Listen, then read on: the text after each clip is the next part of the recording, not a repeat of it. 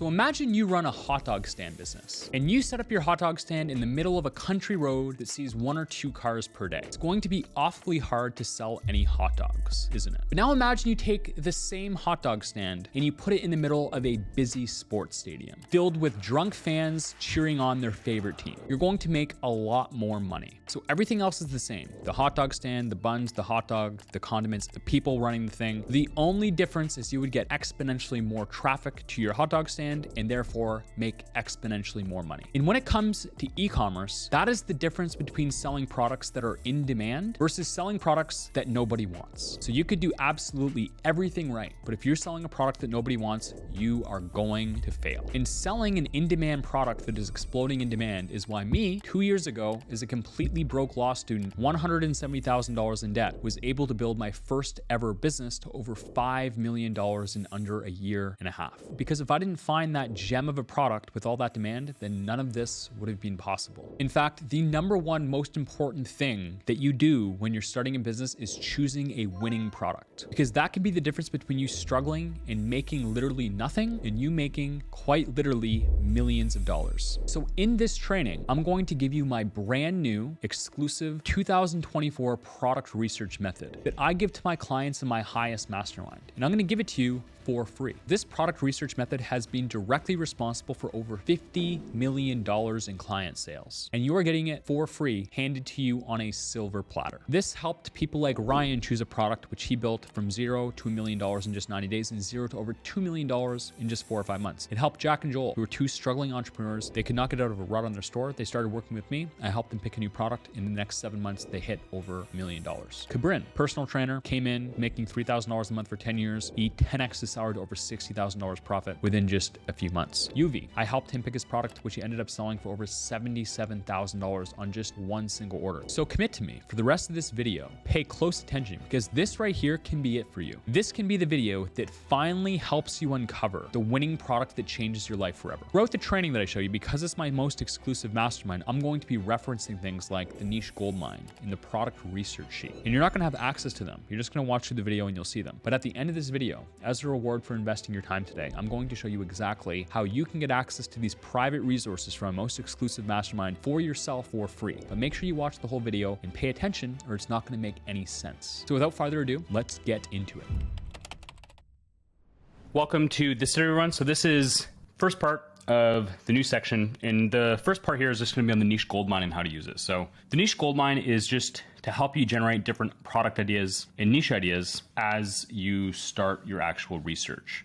So the purpose of it is idea generation and to show you some successful examples of stores. So there's 3 components to this. There's 1,500 product ideas over $1,000, and they're categorized into different categories. So you can just look at all the different products that you can choose from when selecting your niche. We've also got 100 high-ticket dropshipping stores doing over 100,000 per month. So you can go through these and look for some examples of successful stores in the space right now. And there's also my top 100 products of 2024 you can have a look through as well.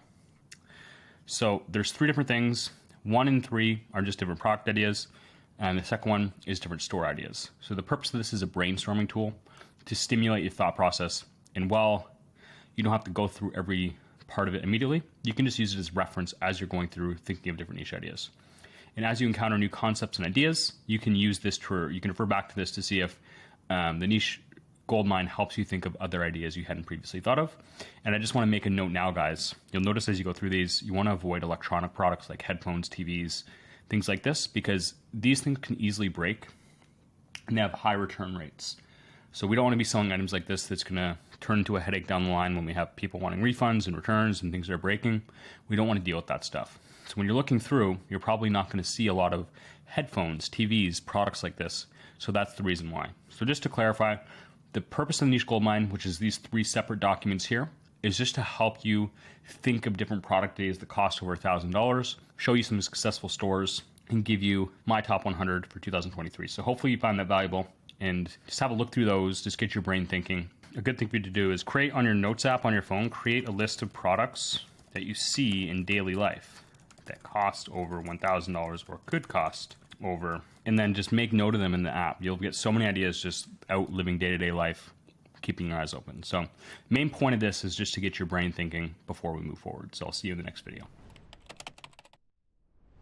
Welcome everyone. So this is ChatGPT prompts for niche ideation. So as I showed you before, the niche goldmine is just to help you think of different ideas, but you also have AI at your disposal, which can be great for this. So here's just an example of a prompt. And guys, with these prompts, use these as a starting point. You can play around with them, change the words, change the requirements to what you're liking. The main purpose of this is just to learn how to use AI to think of different product ideas. I should say product ideas. So here's an example that we could plug into ChatGPT. I'm looking to start a high ticket dropshipping store. We want to find products that meet the following criteria. They're regularly sold for over $1,000. They have 20,000 people per month searching for them. They're non-seasonal or they're slightly seasonal. Do not easily break like electronics. They're not overly technical or complex, and avoid things like watches and handbags.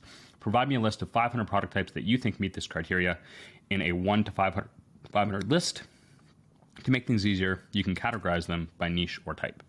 So it's going to start, it's probably going to tell you something like this, that it's not going to give you a list of 500, but it will give you lots. And maybe if you like a certain product type or a certain niche that it recommends, you can change this to say you want the list of just that niche. But you can get tons of good ideas doing this, okay? If you want to brainstorm more unique ideas, you can do a prompt like this. You can tell it to stop. Essentially same thing. We're looking for these types of products, but we want very unique items that would not be commonly sold, or most people would not even necessarily know about them, but the right customers would be searching for them in high demand. So to provide you some examples of unique ones, unique products, we have high-end luxury globes, CNC machines, floor scrubbers, or coffins. So then you can ask for a comprehensive list of products like this that meet the criteria, but they're also very unique. And then you can just see what it comes up with for you. You can just ignore a lot of this, but like aquariums is an interesting one. Safes is an interesting one. Laser engraving machines. I don't even know what that is. Air compressors. I don't know what that is. High-end telescopes. So you can see there's all sorts of these super unique ones that you might not necessarily think of right away. I'm not going to let it go forever, but you get the idea. So you can use, these are just two example prompts, guys, like I said. Use these prompts, and you can tell it, like when it's done, you can say, keep going, give me more. But use these prompts as a starting point. So you can build off of these and implement your own prompts and ideas. This is simply to show you how you can use AI to brainstorm different product ideas that you can eventually sell on your store that you might not have thought of just off the top of your head. So I hope you found that valuable, and I'll see you in the next section. Welcome to this video, everyone. So this is on creating your niche research sheet. So now that we kind of have some background knowledge on niche selection, we know how to brainstorm different product ideas, it's time to take that theory and actually begin applying it. And the next section here involves research and careful selection of your niche. So the actionable step here is to click this button here, open a sheet. It's going to look like this. And guys, just to clarify, first thing we're going to do is think of product ideas. And then once we think of product ideas, we're going to eventually transition to niches, but we're going to show you exactly how to do that. So, on the sheet, it includes various categories that's going to make up our research. So I'm going to show you how to do each of these, and it's going to be a very step-by-step process. So make sure that you do this correctly. Do not skip around. Give this your full attention and your full effort. So it's very important you take this task seriously. This is a very important step in the entire process. Don't cut corners. Don't rush through things. Don't skip. Don't just breeze through this. Give this the time it deserves. So by putting meticulous thought and effort into this, you're setting a solid foundation for your e-commerce venture. So this takes being very careful with this. Make sure that you're going to be well equipped to succeed moving forward. Now, one thing that I want to make you aware of now, when you're doing your research, you need to have a network connection in the country that you are selling in. So what I mean by that is if you are in the US, you can just do your research on Google from the US, no problem. If you're outside of the US, but you're going to be selling in the US, you need to have a VPN on in the US. You can use a tool like ExpressVPN or NordVPN, and you can connect to the internet in New York. So essentially now you're browsing the internet as if you're from New York. That's called a VPN, a virtual private network. So if you live in Switzerland, but you're selling in the US, you want to use a VPN in the USA. If you're from the US but selling in Switzerland, you want to have a VPN turned on to Switzerland before you do any more research, okay? And I'll show you why in a minute. So when we go type in a product on Google, like a fireplace, we want it to show us the results as if we are in the USA. So it says I'm in the District of Columbia, which is in the USA, which is what I want. This is no use to me if I'm from Switzerland and it's showing me the Switzerland results, but my store is going to be in the USA. So make sure you put this here to your VPN. You have a VPN installed on your computer, and I recommend Nord or ExpressVPN, and make sure you have it set on to the country that you're selling in. Now, if you live in the country you're selling in, you won't need this, but this is very important. So this final thing is go to this sheet here. It's going to look like this, okay? So what I want you to do is press File, make a copy, and put your name. So if my name was Bill, I would put Bill Market Research 2024, just like that, okay? And then you're going to save this to your Google Drive folder that we discussed earlier. Now we're going to be going through and filling this out piece by piece, but just make the copy of your sheet now, all right? And as we move forward, make sure you're doing the research with the VPN on wherever you are. So once you've made the copy of your sheet, what I want you to do is just come up with 50 product ideas that you think could be good. Now, I'm not saying they have to be perfect, but you can use the different things we've discussed. So you can use the niche gold mine. You can use ChatGPT prompts. You can use just looking around in day-to-day life, things that you could be interested in selling. It does not mean you have to do this perfectly. I just want you to come with 50 rough ideas that you think could cost over $1,000 that you could potentially sell in your store. There's no perfect way for me to tell you how to brainstorm. You have the niche gold mine, you have ChatGPT. I'm sure you have lots of ideas yourself. So what I want you to do is just put 50 ideas under core product ideas on your sheet. So I'm not going to do the research for all 50 ideas, or this section would be longer than it needs to be. So I'm just going to put down 5 here, okay? So I'm going to say fireplace, let's say saunas, massage chairs, home gyms, and golf simulators. So these are all items that I think cost over $1,000 that I think could tell my story. Now you want to find 50 of these. I'm just going to be doing an example of 5 in the research just to keep things not unnecessarily long. Don't do any research on them yet. We'll be doing that next. Welcome everyone. So this video is going to be on the price point of our products. So picking a product with the right price point is a very important step on the journey of your e-commerce store. So my recommendation is that you aim for products over $1,000. Now, in the past, I've said pretty heavily to go $3,000 plus. And the reason for that was because that's how I succeeded. Like a lot of my success came with super expensive items between like the $5,000 and $10,000 range. But after working with lots of students, I've seen lots of people crush it with $1,000 products, $2,000 products. So just because I succeeded one way, I've seen lots of people succeed at a very high level selling other stuff. So I think generally $1,000 plus is a good benchmark to aim for. Now, you can sell items for under $1,000 and still do very well. Like I said, the sweet spot for me was between $3,000 and $10,000 because you can still make $1,000 to $3,000 profit per sale, and you don't really need to sell a lot of items to do well. But you can sell a very high volume of these and still do very, very well. So there's not a right or wrong way here. Items that are between $1,000 and $3,000 can still do very well if they have high margins. So I would rather sell a $1,000 product with 50% margins than a $10,000 product with 15% margins. You can sell items for over $10,000, but what I found is as you go above $10,000, the customer expects and requires more and more support to get the sale across the line.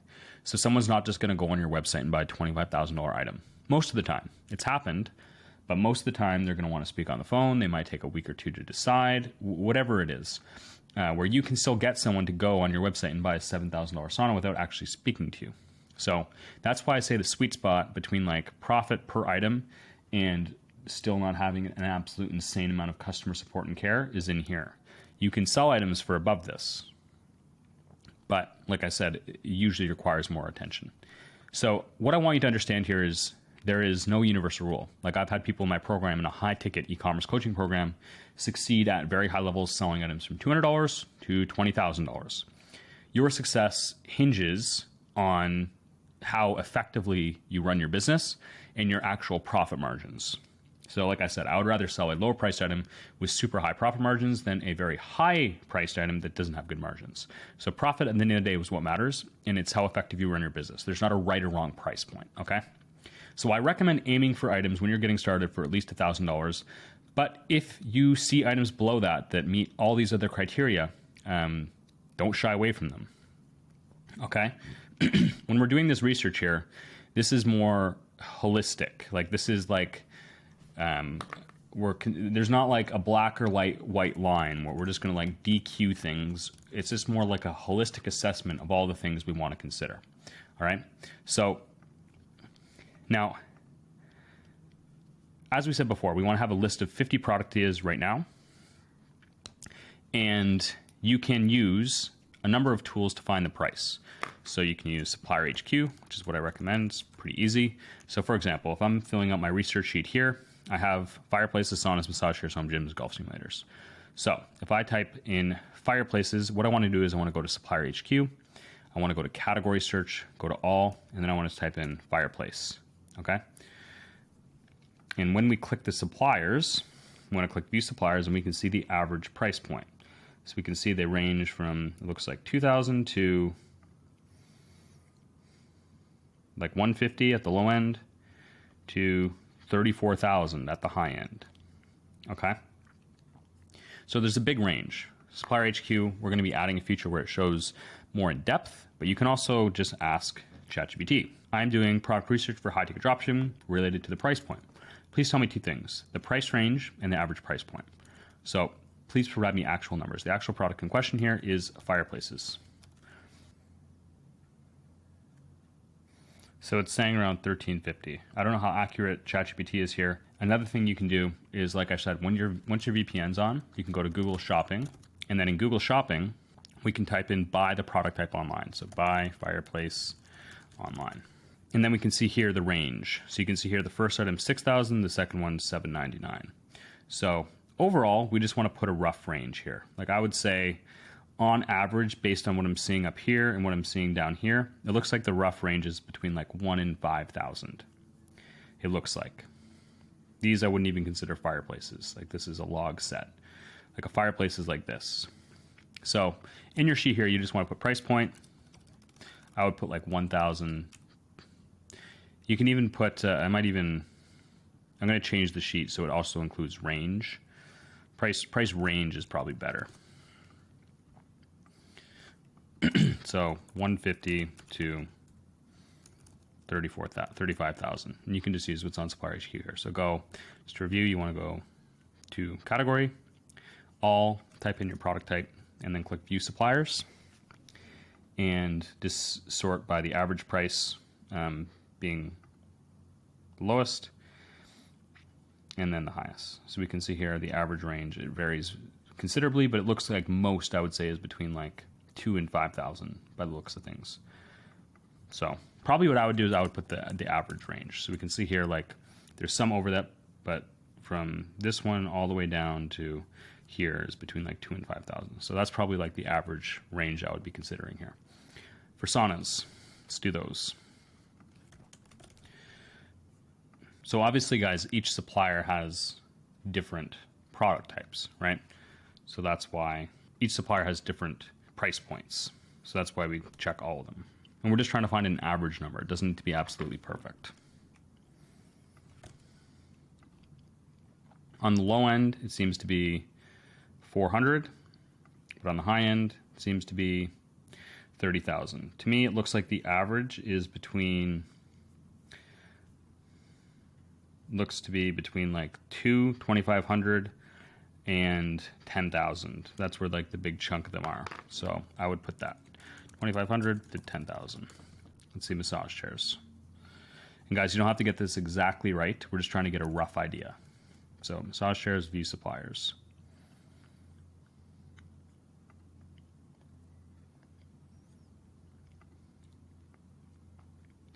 Oh, make sure you remove the other one. So at the low end, we have 150. I doubt these are even massage chairs. These are probably like accessories. At the high end, we've got 20,000. So we can see here, it looks like the bulk to me is between like 2,000 and like 12 to 13,000. So I would put very similar to saunas. Let's see, home gyms.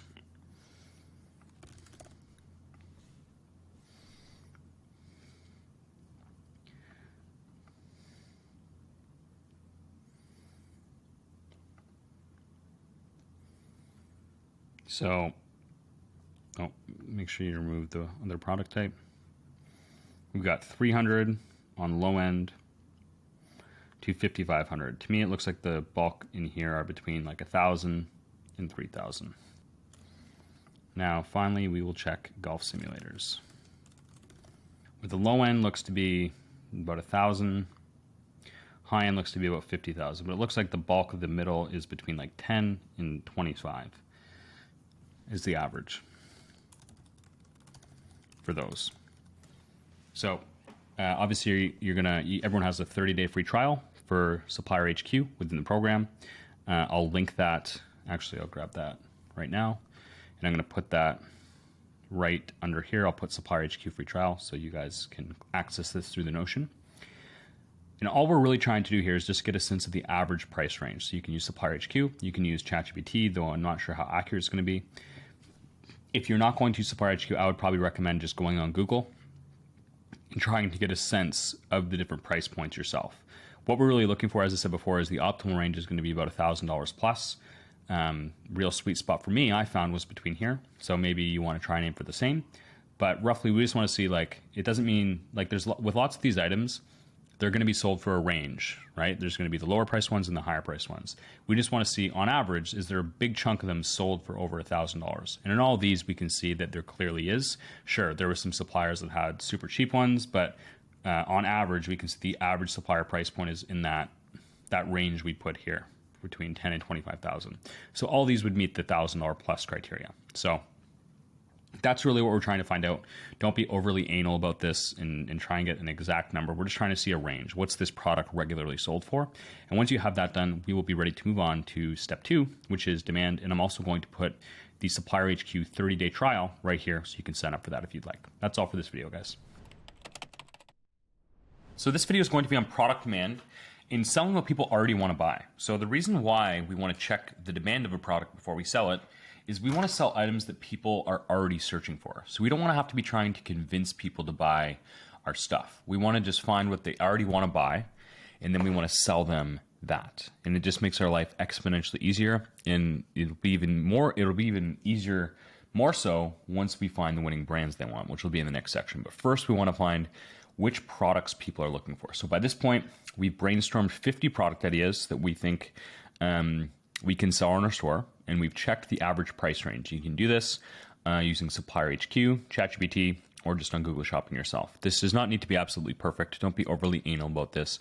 We're just trying to get a sense of the average range that they sell for. So I'm sure some fireplaces sell for $100, some sell for $50,000, but we're just trying to see, generally speaking, where do 75% of fireplaces go, and it's between this range here, okay? So now that we found the price point, the next thing we want to do is find demand. So there's different tools we can use. Supplier HQ has all we need for this, and it's at the lowest price. You can use other keyword research tools like Ahrefs or SEMrush. I'm going to show you how to use Ahrefs in this video. It's the if you're going to use one of these, it's probably the best one, but it's the most expensive. So like I said, you do not need these. You only need Supplier HQ for this, and it's like $29 a month, which is a fraction of the other tools. So understanding demand. We want our core items, so this will make more sense in a minute, but these are what I would call core items. Like, these are what we're considering building our store around. So we want the demand of these to be at least 20,000. That indicates a healthy level of interest in that product type. Now, obviously, if we're selling fireplaces or saunas, we're going to have other products on our store. We're going to sell sauna heaters for saunas. If we're selling fireplaces, we might sell wood stoves. We might sell outdoor patio heaters, other things like this, okay? And while the more demand, the better for those, it's not as important because they're just complementary item and they're playing a supporting role in the catalog, and any extra sales they make is great. But we're not going to try, since we're not building a primary store around these, it's not as important, okay? So what we're checking here is these are our core products. So we'll get to the other ones in a minute. So like I said before, we want to sell products that are already in demand. We don't want to be trying to generate interest from scratch. We want to just sell what people in the market already want. So how to check demand? It's very simple. You can use Supplier HQ. I'm just going to show you how to do this in a minute. In terms of the action step, essentially what we're going for is we want it to be at least 20,000 per month. So when we have our core products here, so all I need to do is go to Supplier HQ, go to category search, click all, and then I just need to type my product type here. So if I type in fireplace, I can see the search demand is 82,000 per month, which I can just put here. And that is obviously far above 20,000, right? So that's good to go. Next is sauna. And guys, if you see a plural term like fireplaces, always pick the singular, or whatever one's the highest, I guess, but usually it will be the singular. Sauna, you can see there's a few different types of saunas, but these can be good complementary items for our sauna store, right? Sauna blanket. But the core product has 95,000, so that's what we're worried about here. Massage chair. Also, a ton of other good secondary items. So massage chair, 73,000. Home gym, 54,000. Golf simulator, 50,000. Okay. So all these items here on my list meet the 20,000 criteria. If something is below 20,000, you don't necessarily have to write it off completely. Like if it's at 17,000, okay, maybe you're all right. But in that case, I would want to have some complementary items also with high demand. If I was selling an item with like 12,000 search demand and there was no secondary items, I'm going to show you how to find these in a minute, guys. So don't worry about the secondary items yet. And there was no high demand for any of them, then I would be probably a little bit concerned. So that's how you do this using Supplier HQ. Supplier HQ is like $29 a month, and you have a 30-day free trial as soon as you join the program. So this should be all you need for now. Now, if you want to actually get a more in-depth tool, it's you can use a tool like Ahrefs, which is pretty powerful for SEO, but it also has very good keyword research. So all you have to do is type in fireplace, and you can do multiple at once, which is nice. Sauna, massage chair, home gym, golf simulator.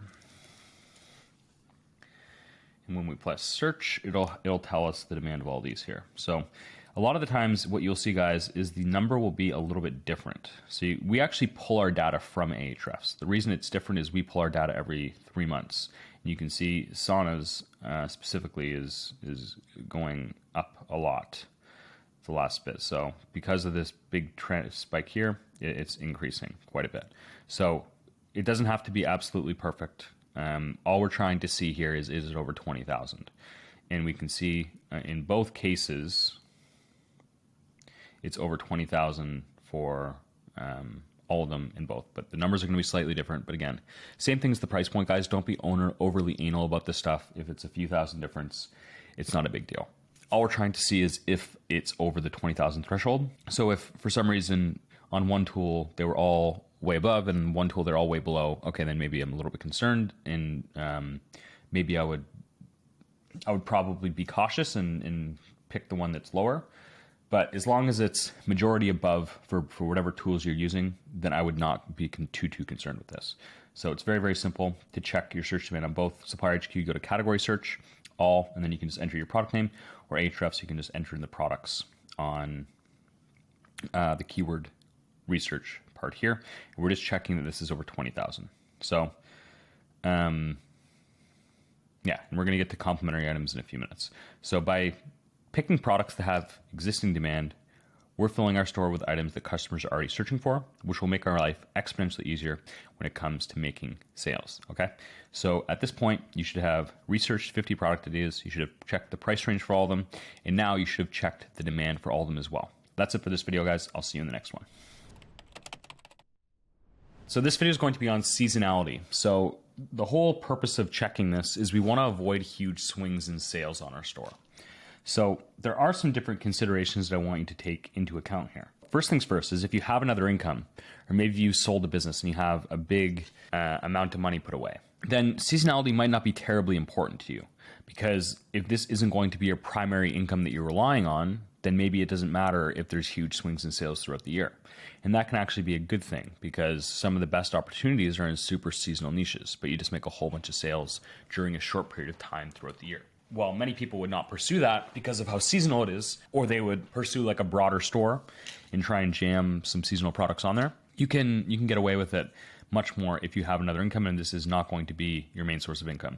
Now, if this is going to be your main source of income and you want to pursue a niche that looks seasonal, I would recommend choosing a niche that's going to be peaking in the next 5 to 6 months. So right now, at the time of this video, it's February 2024, end of February. I would feel fine, for example, pursuing a niche that's going to be really hot in the spring and summer, because I could focus on that for the next 5 to 6 months, build out the store, learn the skills. It would become super profitable. And then as it starts to decline in the fall, and it's not necessarily just going to go to, it's not necessarily just going to go to zero. Maybe sales drop by 20%. But by that time, I'll have built a good store. I'll have a skill set, and then I can focus on a different store, a second store that peaks in the summer months. So you can choose seasonal stores and just have two seasonal stores that are opposite times of the year. Exactly what I'm saying here. You can launch a second store. You can also incorporate non-seasonal products. While you can definitely add other products that aren't as seasonal, one thing I would encourage you to be careful of is to not water down your offering. So if you're selling fireplaces, which might be a winter product, don't start necessarily selling snowplows on your store because it's not relevant to fireplaces, right? Like you want to have a strong brand, a strong store. But maybe you could sell in the summer, instead of fireplaces, maybe you could have electric fireplaces because they're indoor. Maybe they do fine in the summer. I'm not really sure. But you could sell other items that aren't as seasonal. And what we want to use to check this is Supplier HQ in Google Trends. So on our sheet here, by this point, we have found the average price range. We have found the demand. And now we just want to check seasonality. And we're just going to go with no, slightly, or yes. So in Supplier HQ, I don't think it's here yet, but it will be coming very, very soon. We're going to have that data right in here for you. But if you want to check yourself, you can use Google Trends, and it's very simple. You just want to put the country to where you're selling. So for me, that would be the United States. And then you want to enter a term, so fireplace. And you want to sort by the past 5 years. So you can see these peaks and troughs. Now, what we want to check is how does the trough compare to the peak? So I can see that the peak here is around 80 and the trough is about 20. So it's about a 4x. So that's very seasonal. Anytime the top number is more than double the bottom number, it's a very seasonal product. So for fireplaces, I would put yes, they're very, very seasonal. Okay. Saunas, I can see they're a little bit seasonal, but it's not as much. So it looks like 45 up to 100. So that one's a more than double within the last year, but here it was 39 to 80. So I would say it's right around 2x, right around the line. It looked to not be as seasonal, but now it is more seasonal, which is strange. But I would probably go with slightly here.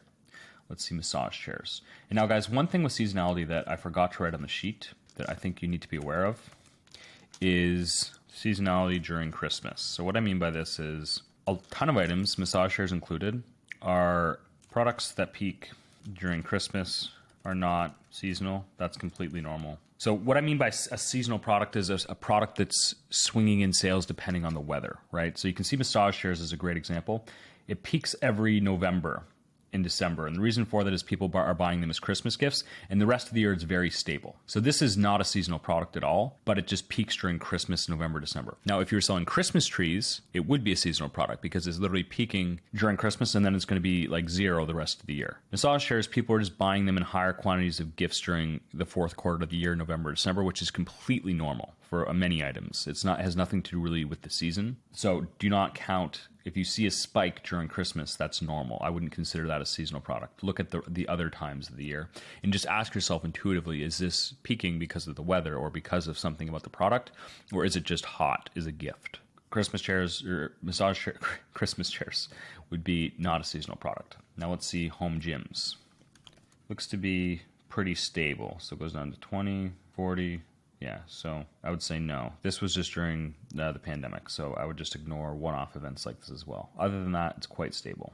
Let's see. Lastly, golf simulators.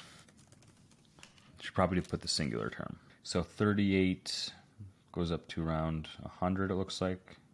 Here's 36, it's up to 60. So again, weird. The last year, it's been seasonal, but in the past, not as much. So I would probably put the same thing I put for saunas and just put slightly. And like I said, guys, it's not like we're going to automatically disqualify any of this stuff based on what we're doing. We're just trying to get a good read of everything, and then we can apply to our situations. Like if I already have 3 existing stores that are doing well, but I love fireplaces and I see that they're a little bit seasonal, maybe I'm fine with that. Or maybe you know of a product that's like $800 that you think is going to absolutely crush it. Maybe you're fine with that.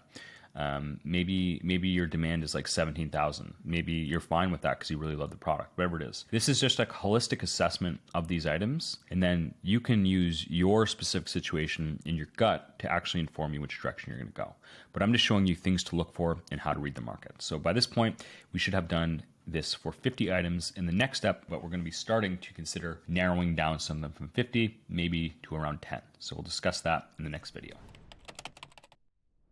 So this video is going to be on narrowing down our product list. So to this point, we should have done research on these three things: price point, demand, seasonality, for around 50 items. So after we've figured out these things, we want to start refining. We're going to do some more in-depth research, but we don't want to do that for 50 items, okay?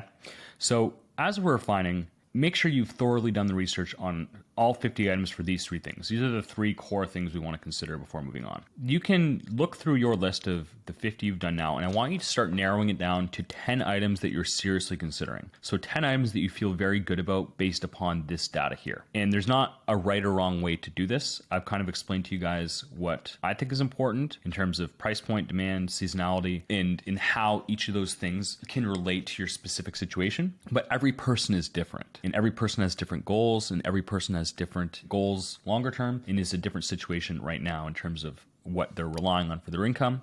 So I encourage you to look holistically at your situation and then try to narrow this down to around 10 items that you're seriously considering. And once we do that, we're going to do more in-depth research on all these other things. So competition, SEO potential, brand loyalty, successful competitors, complementary items that you can add. What I want you to do right now in terms of an action task is narrow down your list. I'm not going to say it needs to be exactly 10, but let's just call it 5 to 15 within that range that you're seriously considering that you can actually see yourself moving forward with. And at that point, once we narrow it down, you'll be ready to move on to the next section, which will be a little bit more in-depth research on those narrowed down items to help you actually get ready to make a final decision on your niche. Narrow it down, and what you can do is I would probably just put a line like here like this, and then I would move any of them that I'm not considering below this line. You don't want to just throw your research away, and then have a little section out here at the top with just the top ones that you'll be moving forward with from this point.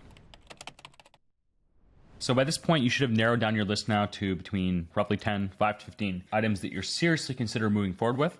And now what we're going to do is we're going to discuss some more in-depth research. So the first item I'd like to discuss is brand loyalty. Brand loyalty reflects the tendency of consumers to purchase a brand's products over another's specifically because of the brand itself. So what I mean by this is when you're shopping for a cell phone, you're probably going to buy Apple or Android. So just ask yourself within any product type, is there anything that immediately comes to mind? So when I'm looking at mine, there's not really any brands that immediately come to mind. Like I guess for home gyms, things like Bowflex and Rogue come to mind, but I also really work out a lot myself, so I understand that space. But would the average person shopping for the item know specific brands? I guess that's the question you want to ask yourself. And just to give you some examples, with headphones, you think of like Bose and Beats. TVs, Samsung and LG. Cell phones, Apple, Android. Those are prime examples of brand loyalty. And this is not a black or white thing. So the problem that we're trying to avoid, and the reason we look at this, is in a brand loyal niche, it can be hard to, a lot of these massive brands that everyone knows sell products themselves, and it's not always great for dropshipping. So what we want to do is find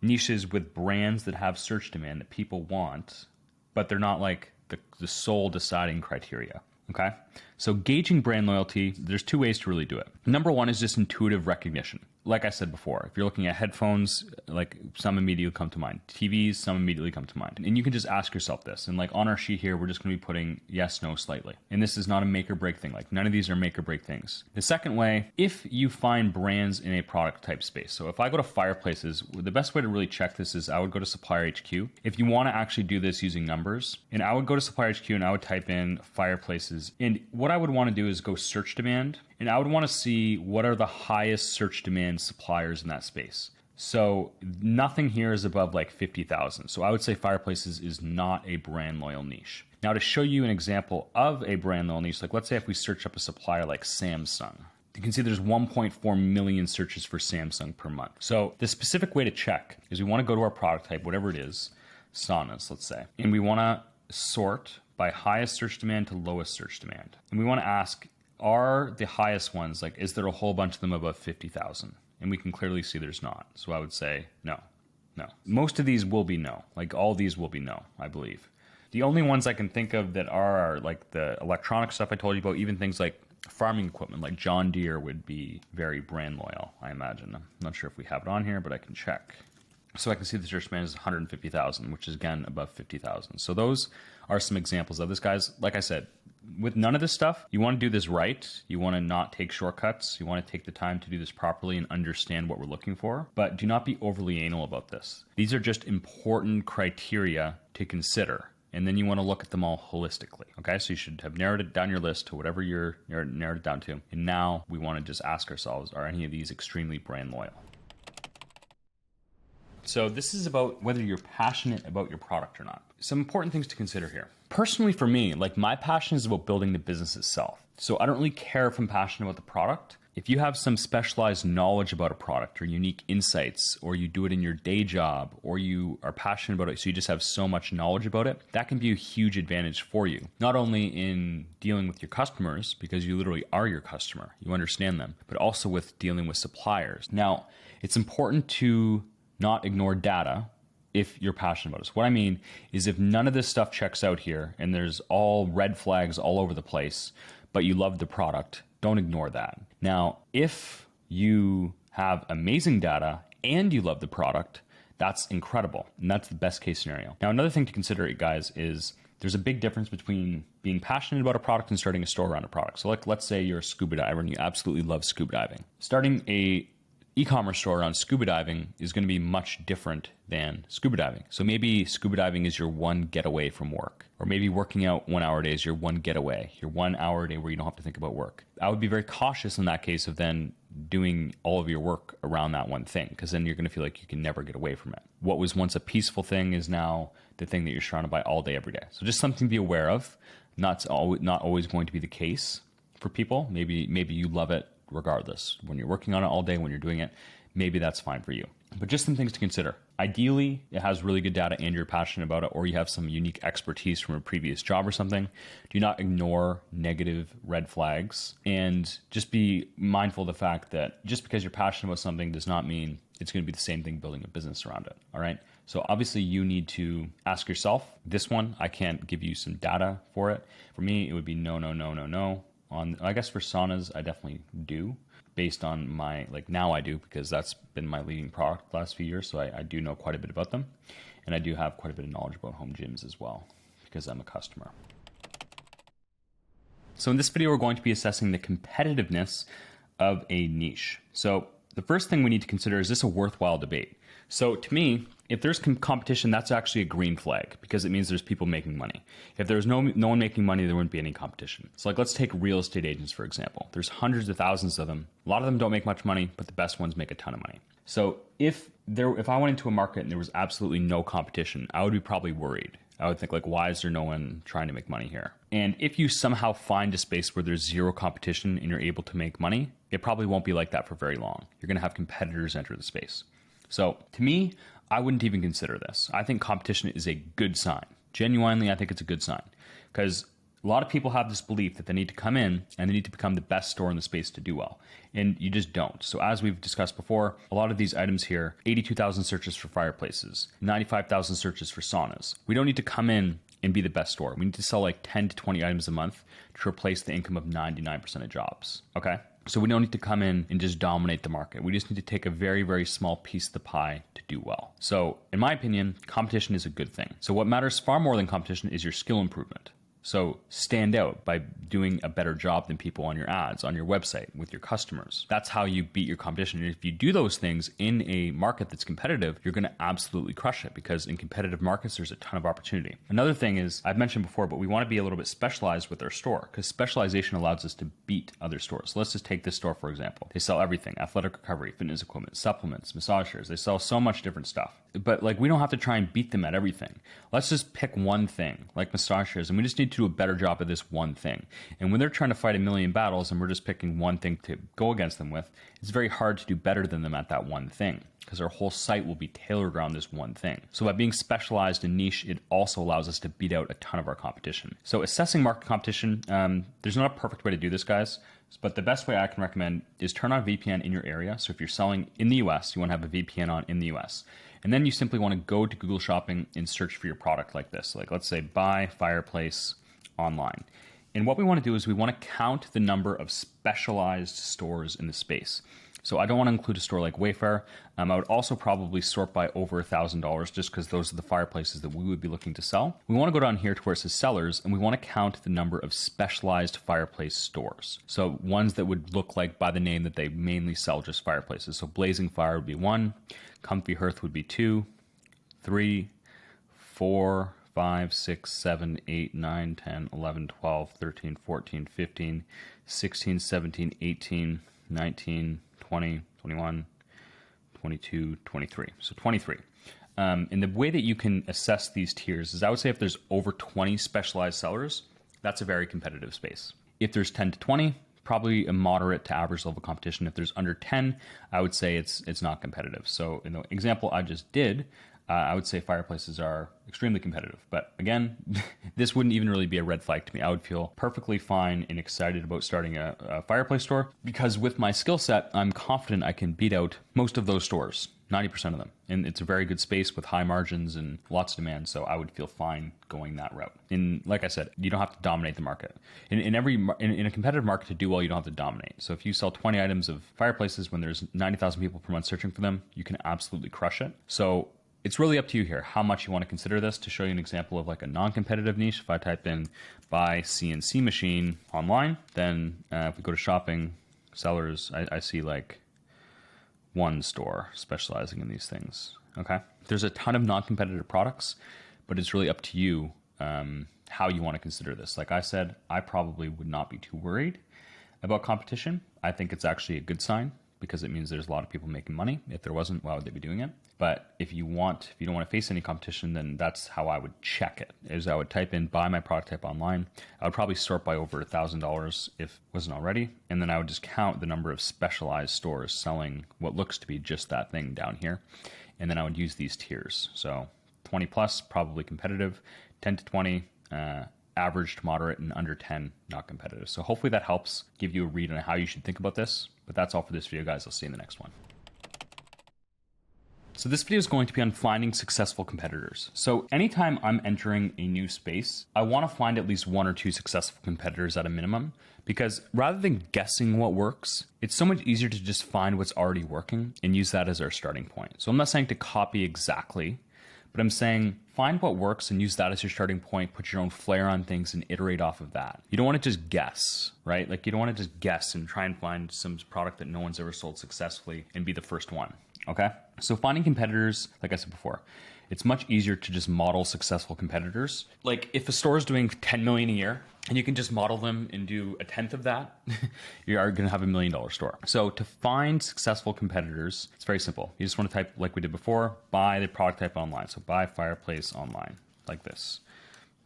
And now once you go to shopping, we just want to make a list of all the specialized stores in our space that we counted before in the competition section. And we want to go to the competitors tab on our sheet, and we just want to add them here, the store name, and then we want to add the URLs. I'm not going to do all the URLs here just for purposes of time. You'll get the idea just watching me do a few. So go to Google Shopping, buy product type online, go to the seller section, and then make a list of all the specialty stores that are selling. You can probably just tell by the name that are selling your product type in there. So you can see Comfy Hearth, Hearth is Fire, fireplace doors, fireplaces, all these different fire stores, Legend Flame. Now, to find the URLs, it's very simple. You just take the store name and just type it in on Google. And then it will usually, after you scroll down past the ads, it's right here. So this is the URL. So then we would put that here. And now I want you to sign up to a free trial of this tool called SimilarWeb. You can get a free trial of that. And then what you want to do is just want to put in the website URLs into here. So I guess I want to see the monthly data, last 28 days. Yeah, so 88,000. So what I would put here is 88,000 and then successful, yes, because we're looking for over 20,000. So let's check Electric Fireplaces Depot, same thing. We can actually do more than one, it looks like, so we might as well. So we can see the traffic data is like, this is what I mean, guys. People get afraid of competitive niches. These stores are all doing like tens of millions of dollars a year. So this is like a huge opportunity, clearly. So 146, 88, 123 for electric fireplaces. So these stores are all printing. So 123, 403 for Woodland Direct. and 146 for US Fireplace Store. So all well above 20,000 and all very, very successful stores. Now, just to kind of improve your research, we're not going to use this right this second, but what I also recommend you do is just make a list of any other product types these stores are selling. So you can go to their website and you can just check out what they're selling. So Electric Fireplaces Depot here. Here's Fireplaces Direct. So I see gas, electric, wood fireplaces, gas, chimneys and venting. So you just want to write out the different products so you can get an idea yourself. So let's see, Electric Fireplaces Depot. They're selling fireplace heaters, fireplace inserts, all sorts of different things. So you just want to write these out here. And then you can get a sense of how broad or narrow the store is. So this store is called literally Electric Fireplaces Direct, looks like. And they're selling all sorts of things that are not electric fireplaces. So this kind of goes back to what we were saying before. But one thing I want you to be aware of is all these stores are doing multiple millions of dollars per year. So it's not like you need to just go copy them and have all this stuff right away. Start narrow, and as you go, you can add other products. But you don't want to just go add whatever Woodland Direct has when they have 400,000 people visiting their site per month, which is absolutely insane. But they sell other stuff, fire pits, barbecues. And maybe one day you can build out to this. But this is not where you want to start. You want to pick one thing, get very good at that one thing, and then expand over time. And I would do this, guys, for all of these. So I would go through and I would make different lists. So I would put product type 1, and then I would just literally copy this. And once you found them all, put product type 2, and go through and find the competitors in at least, maybe you don't have to do all of them. Like maybe you want to narrow this down more from like whatever you're at, 5 to 15. Maybe you want to do this for like 3 to 5 and go find whatever ones you're most seriously considering. I'm sure you're thinking about it and it's becoming clear which direction you want to go. So once you do that, I would narrow down your list even a little bit more. But I would do this here, this process of finding your competitors and pulling their traffic data, finding out if they're successful, and then finding other complementary product types for at least 3 to 5. I'll leave it up to you how much you do, but don't just do one. Do this for at least 3 to 5 products. Welcome to this video, everyone. So this is on products that require installation and whether you should avoid it or not. So just before we do this, so in the last video, I had you guys go find your competitors, their URLs, and traffic data for at least 3 to 5, and then write down their complementary product types. So one thing I forgot to mention is just go on your sheet here, go to successful competitors, and just write that yes, there is some, or no, there isn't. And that's another factor that you can consider. So you can do that in the sheet here. So now that we've done that, I always get asked, deciding whether or not to provide installation services involves several considerations. There's not a right or wrong answer here. Now, the first thing is, guys, a lot of times when customers are ordering products online, most understand that most online shoppers don't expect their e-commerce store to come set up something complex like a fireplace. Like what they're probably doing is they're going to order it online. They want it to show up to their door. That's the benefit of ordering online. And then they're going to arrange the installation themselves. Okay. Now, just make sure you clearly communicate that on the product page. Or if someone asks, don't tell them that you're going to come set it up and then not. Like obviously just be clear about this to the customers. But in my experience, no matter how complex the product is, if someone is ordering it online, they usually expect to set it up themselves. Another thing you can do is go look at your successful competitors. So for example, a fireplace is a reasonably complex product. So let's say if I want to go to Woodland Direct, I'm just curious if I see anything, I do not know the answer. I'm curious if I can find anything about installation of like super complex fireplaces on their website. So I can see here they have a professionals program. I would look around their website and see. So this store is doing like hundreds of millions of dollars a year, guys. So looks like they do have some people who do this, these experts, I guess. So that's something I would want to be aware of. I'm just curious when I go on their website to buy, what does it tell me? So I have to pick all these options. Like see, like this is quite complex. Like this is a complex product. And you can call one of these experts, I guess, how shipping works. I have a video showing it. Like this is a very well done website, but it's doing like it's $100 million store.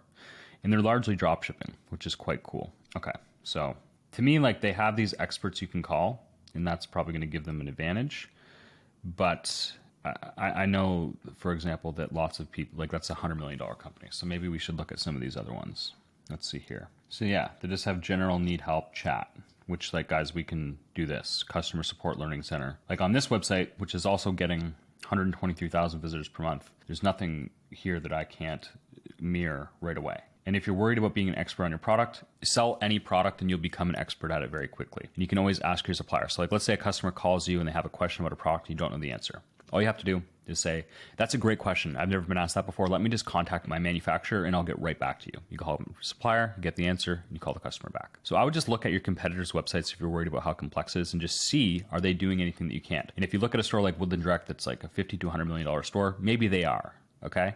But then look at other, maybe smaller ones like Fireplaces Direct, Fireplaces Depot. Are they doing anything overly crazy? All I see is some general help and chat support. And this is just like an image they're using. That's probably not even someone who works at their company. So it's very easy to mirror what they're doing here. Now, if there is a complex thing, it can be a moat. So if you offer installation services, then it could be a huge advantage over your competitors. I would only ever consider doing this. And obviously we're not going to do it. What I mean by installation services is like if someone in Boston orders your fireplace or orders whatever it is, you can just help them find a general contractor in Boston to help set it up.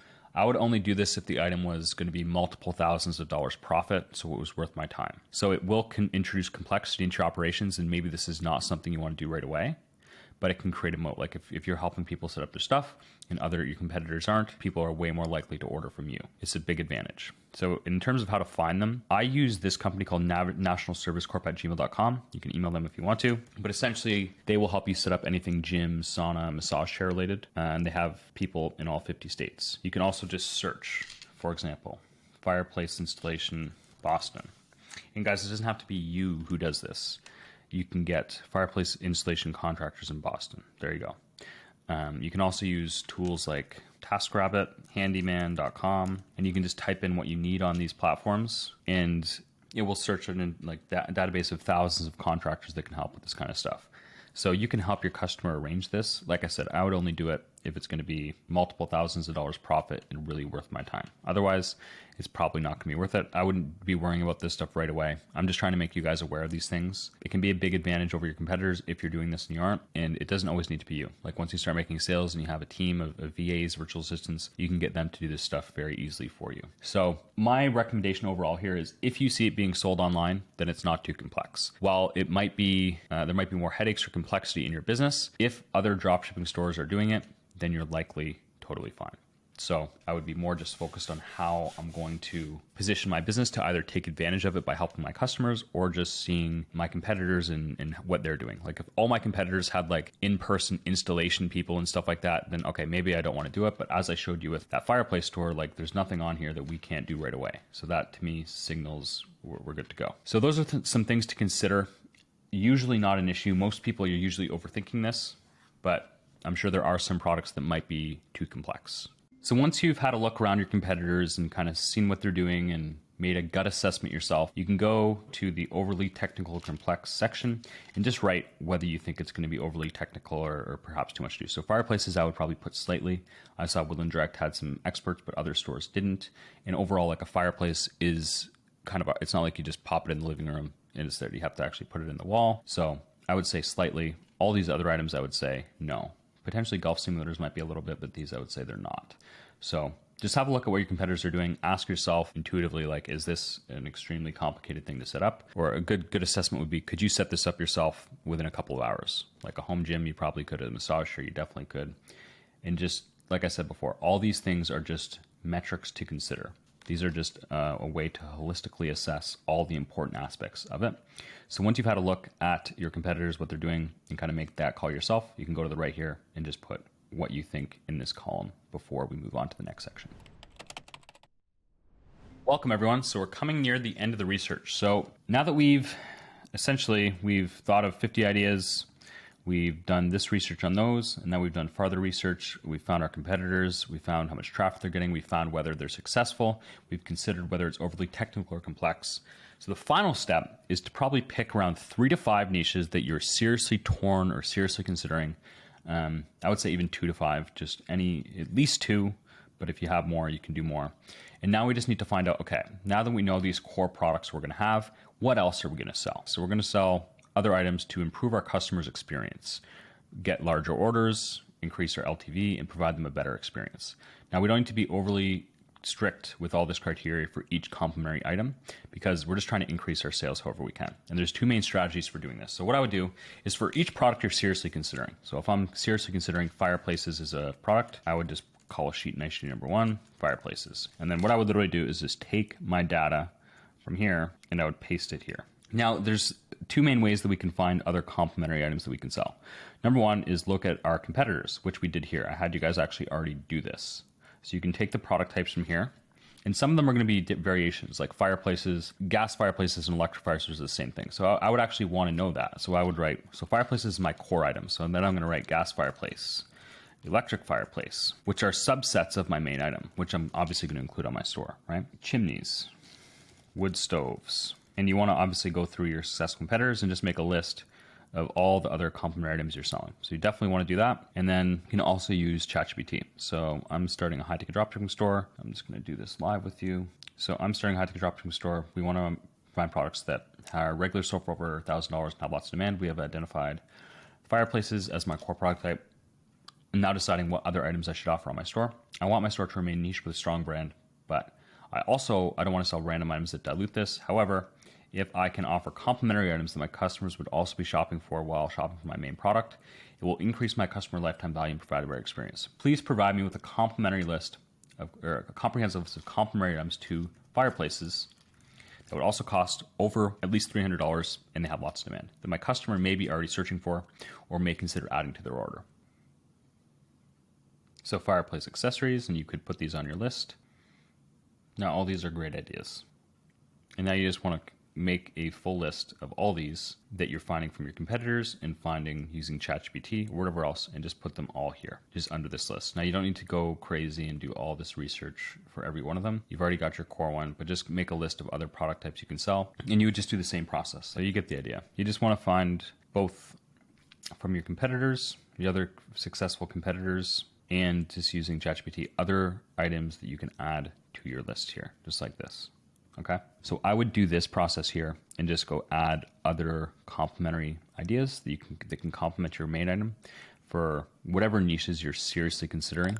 And if you really want to go all out, all in depth, I probably wouldn't do this. Like, it's probably a marginal gain at this stage for the amount of time it's going to take. If you want to, you can go do even more research at it. So we know how much demand there is for fireplaces, but you do want to have a list of complementary items that you can list on your store as well. So make sure you do that for any niches that you're seriously considering. And once you've done that, we are ready to move forward. I hope you found that valuable. As you can see, you just got thousands and thousands of dollars of value on how to pick a winning product for free. You now know everything there is to need to know about finding a winning high-ticket e-commerce product in 2024. And as I promised, if you click below where it says Niche Goldmine in the description of this video, it's going to take you to an email opt-in page where when you enter your email, you're going to get the Niche Goldmine and the product research sheet so you can do this yourself. And I'll also throw in a completely free trial of Supplier HQ for you to find winning suppliers as well. Now, obviously choosing a winning A+ product is only one component of a successful e-commerce business. So if you want help directly from me and my team on setting up the rest of your business, like your website and your advertising, then you can book a call where it says book a call in the description of this video to apply to work directly with us. Or if you want, I also have an exclusive training where I'll make you a special offer at the end where it says exclusive training below. You can check that out too. It will show you A to Z, all the steps to set up a high-ticket e-commerce business in 2024. But thank you for watching. I hope you took some value from this, and we'll see you soon.